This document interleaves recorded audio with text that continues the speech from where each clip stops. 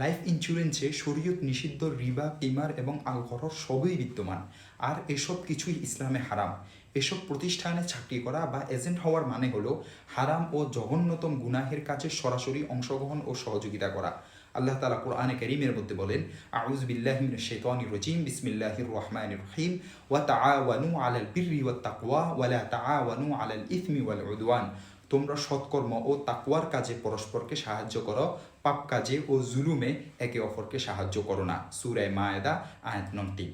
সুতরাং কোনো মুসলমানের জন্য এই ধরনের কোম্পানিতে চাকরি করা বা এজেন্ট হওয়া জায়েজ নেই। এখান থেকে যে কমিশন বা বেতন দেওয়া হয় তা বৈধ নয়, অবৈধ। এটাকে গ্রহণ করে ফেললে সওয়াবের নিয়ত ছাড়া গরিব মিসকিনদেরকে দিয়ে দিতে হবে। আপনার মাধ্যমে যারা ডিপিএস করেছেন তাদেরকে যদি আপনি কোম্পানির নিয়ম নীতি সম্পর্কে ভুল কোনো তথ্য না দিয়ে থাকেন, তাহলে তারা আর্থিকভাবে ক্ষতিগ্রস্ত হলে এর দায়ভার আপনার উপর আসবে না।